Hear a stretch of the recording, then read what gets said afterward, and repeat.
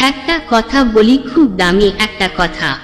আপনার প্রিয় মানুষটা যদি আপনার সাথে রিলেশন চলাকালীন অন্য কারো সাথে কথা বলে, আর সেটা যদি আপনি জানেন, কিন্তু তারপরেও তাকে ছাড়তে পারছেন না, সবকিছু জানার পরও আপনি তাকে বারবার বলতেছেন তুমি কারো সাথে কথা বলো কিংবা SMS করো, তারপরও সে বলছে না, কিন্তু সত্যিটা আপনি জানেন, তখন মেনে নিবেন ভালোবাসা সুন্দর, তবে সবার জন্য না।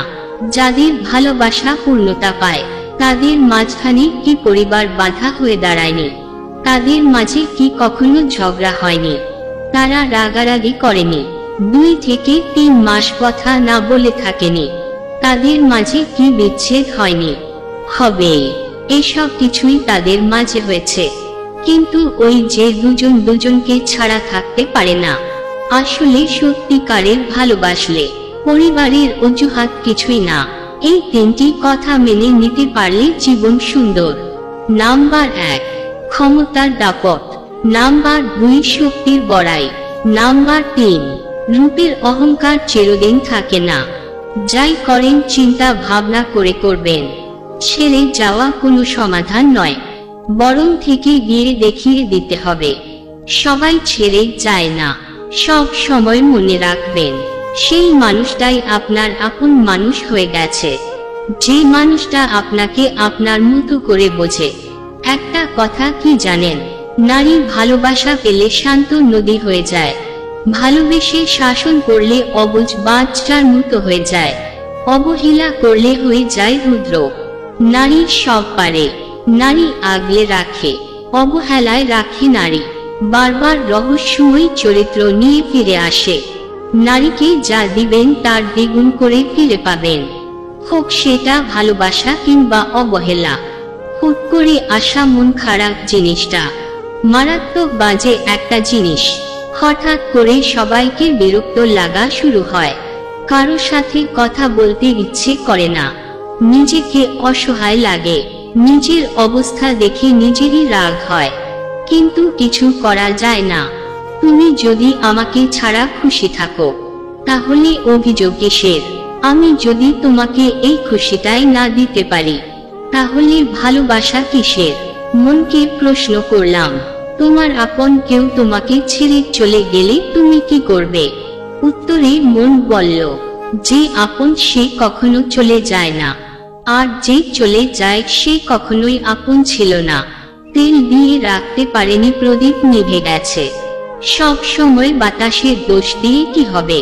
তোমার সাথে আমার কথা হোক বা না হোক, মনে রাখবা তুমি আমার জীবনের সবচেয়ে প্রিয় মানুষ ছিলে, আছো এবং সারা জীবন থাকবে। যাকে তোমার জন্য তৈরি করা হয়নি, সে তোমাকে ছেড়ে যাবে। যাকে তোমার জন্য তৈরি করা হয়েছে, সে সব কিছু ছেড়ে তোমার কাছে আসবে। রাগী মানুষ 4 ধরনের হয়। নাম্বার 1, রেগে যায় হুটহাট, যাকে তাকে ব্লক দিয়ে আইডি ডিএক্টিভ করে দেওয়া। নাম্বার 2, একদম বসে থাকা। নাম্বার 3, হাতের সামনে যা পায় তাই ভাঙচুর করে দেওয়া। নাম্বার 4, কেউ কেউ তো রাগ উঠলেই নিষ্পাপ শিশুদের মতো কেঁদে দেয়, কিন্তু রাগ শেষে এই মানুষগুলোই অত্যন্ত মায়াবী আর সুন্দর মনের অধিকারী হয়। রাগ অবস্থায় কাউকে গালি দিলে বা কিছু ভাঙচুর করলেও মাথা ঠান্ডা হলে সুন্দর একটা মুচকি হাসি দিয়ে মন জয় করতে পারে। উপরের থেকে রাগী মানুষগুলোর ভিতরটা তুলোর মতোই নরম। মন দেখে ভালোবাসো, ধন দেখে নয়, গুণ দেখে প্রেম করো, রূপ দেখে নয়। রাতের বেলায় স্বপ্ন দেখো, দিনের বেলায় নয়। একজনকে ভালোবাসো, 10 জনকে নয়। মনের কষ্ট আর চোখের জল কাউকে দেখাতে নেই, জীবন সুখের না হলেও কাউকে বলতে নেই। মনে রেখো, সবাই কষ্ট দিতে পারে, কিন্তু কষ্টের ভাগ কেউ নিতে পারে না। মনে থাকবে আমার সেই দিনের কথা, যেদিন তুমি আমাকে তোমার পুরো পৃথিবী বানিয়েছিলে। মনে থাকবে আমার যেদিন তুমি আমাকে তোমার জীবন থেকে অনেক দূরে সরিয়ে দিয়েছিলে। মনে থাকবে আমার যেদিন তুমি আমাকে অনেক ভালোবাসি বলেছিলে। মনে থাকবে আমার, যেই রাতে তুমি অন্য কাউকে ভালোবাসি বলেছিলে। মনে থাকবে আমার, যেদিন তুমি আমার রাগ ভাঙিয়েছিলে। মনে থাকবে আমার, যেদিন তুমি অন্যের রাগ ভাঙিয়েছিলে। মনে থাকবে আমার, যেদিন তুমি আমাকে দেখার জন্য ছুটে এসেছিলে। মনে থাকবে আমার, যেদিন তুমি অন্যের কাছে ছুটেছিলে।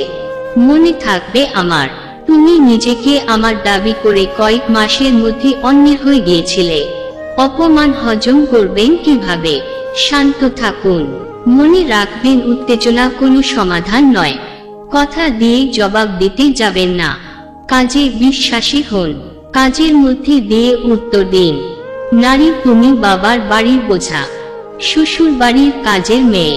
নারী, তুমি সবার জীবনে এক বিষাক্ত ছায়া। নারী, তুমি ছলনাময়ী। নারী, তোমাকে দেহে হতে হবে রূপবতী, কাজে হতে হবে গুণবতী। নারী, তোমার কোনো স্বাধীনতা নেই। নারী, তোমাকে সব কিছুতেই সুন্দর ও পারদর্শী হতে হবে, তা না হলে তোমার বেঁচে থাকার কোনো অধিকার নেই।